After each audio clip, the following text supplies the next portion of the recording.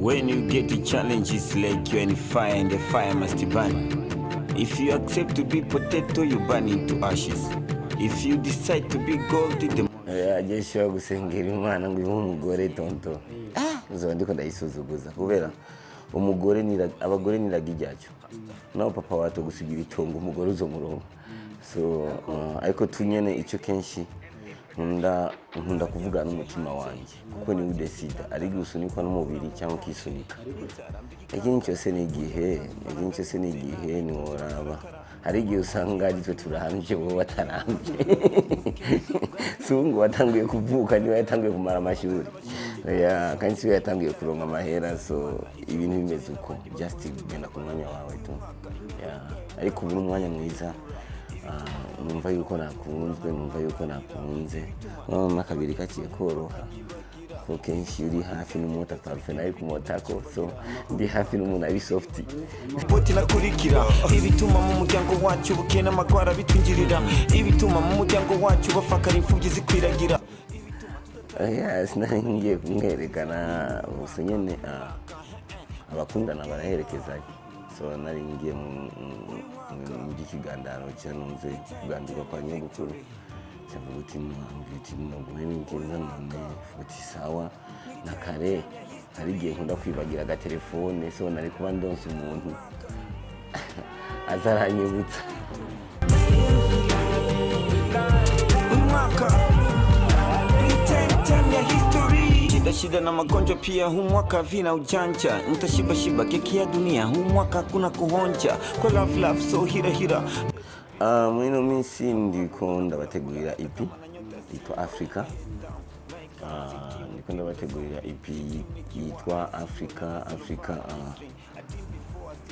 Ni indirimbo bagiye gutabura mukombozi wa iwe. Kuko indirimbo si indirimbo gusa, nk'indirimbo zindi ninuze ni iri spirituel. Ari indirimbo sibyi nibaza yuko iby'Imana uzi hari umubiri akaba ubwonko akaba esprit.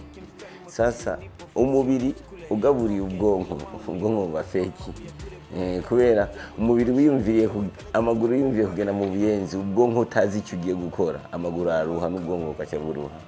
Ariko ubwonko ari ubwiye tugende mu buyenzi, ukaba buzi yuko bwiye kuronka amahera n'amaguru aroroha. Sasa iri spirituel kubera esprit igira ngo irungukire ubwonko, irungukire n'umubiri, so iri byose.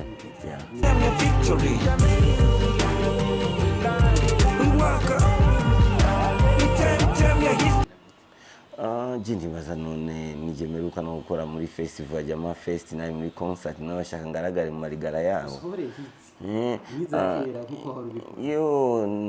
Ikintu cyose ni ikintu kimwe kenshi ari ibintu abana b'abantu mutazi. Niyo mpamvu ari nyabutatu ibintu bitwebwe no Burundi ufise umwe bikorwa amajambere muri famille ariho papa, mama n'umwana n'abana isi.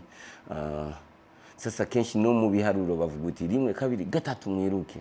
Umwaka wa mbere wategerezwa kubuko, ubundi ko nagenda umwaka wa kabiri, ariko ni muri bakora ibiteramo kandi abantu bakuzura by'iwanje je nyene kuva nshika. Ndi mu baririmbyi je nashitse ngamfise Facebook ifise nka 10,000 personnes, ariko ubu ejo nakwije 62,000.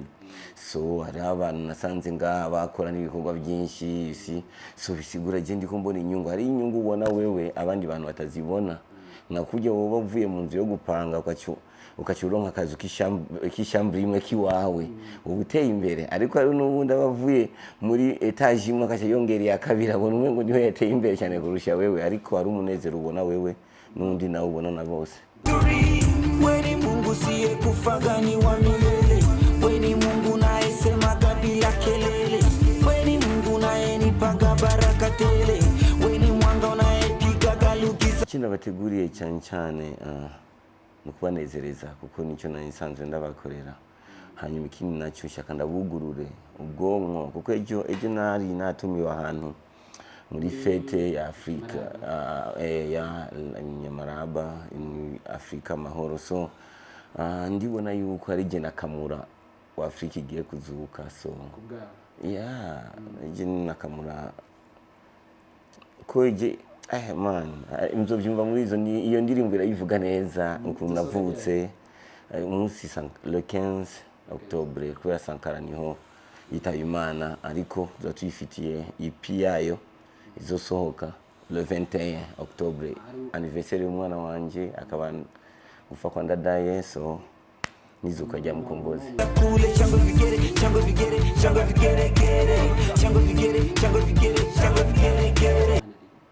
Umwana ari wabo oya afise uwundi twakundanye nkiri kwishura, umwana ari mu kwicumi azokwiza 12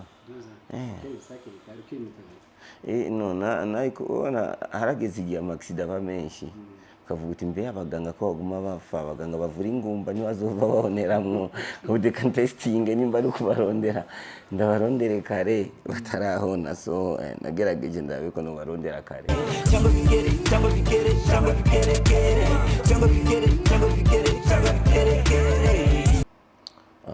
Nibaza yuko ari buke inspiration iza mu gihe, ariko je nzokora n'ibitabo birenze, mfise na plan zo gukora n'ama TV shows kubera mfise byinshi Imana yampaye, ifoko ndabaha kandi ifoko ngenda ngaragara kuko ndo mwanya muke wo kuvugana namwe, kubera kenshi urabona twakuriye mu isi muri spirituality batwigisha kujya gusenga, kandi iyo tugiye gusenga tujya kubwira Imana, benshi bagenda gusaba Imana, ariko sasa umwanya Imana ibishyura benshi barabura, ntibababwira yuko hari igihe nawe ukeneye kwishyura wenyine Imana nayo ikubwire uyumvirize, so je ndakunda kuyumviriza.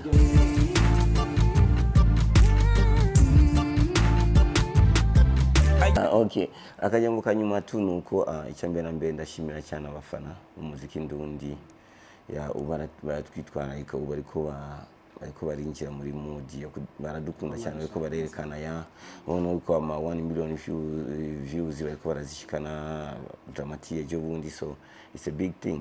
Ababikoze uko n'abafana ko baririmbye kenshi baraba rimwe ayicyanegura akakinegura icyakunza akagikunda akabahejeje, so birerekana yuko urusengero iyo rwinjiyemo abantu benshi cyane tubona umengo nibwo rwemewe, so urabona ko tuko turemegwa. Ikindi nacyo medias mwatwitwararika kubera bajya abafana benshi batwumva bikiye muri mwebwe, so the way mufise ibiganiro byinshi mugana mu create open mic iki kugira ngo industry abantu gume bumva induru z'umuziki, kuko abana b'abantu icyo bajyana icyo kibakora, kubera twe twamaze gukura mu Burundi burya politike sana, wasanga abarundi bose bari politize, so ni byiza ko Burundi utangura kujya entertainment bakaryoherwa, kuba no muri Nigeria Boko Haram bariyo barakora ikibi, ariko we still see Davido, turabona Wizkid ya Boko Haram, iyo ni nyanya haraba bigegezo bikora, so I think it's a time na mpamvu yo kumenya ibintu bitakuraba ukinigihe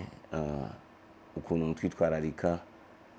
It's a big love kandi Imana bayizagire cyane. Hanyuma thanks nanjye narakoze cyane.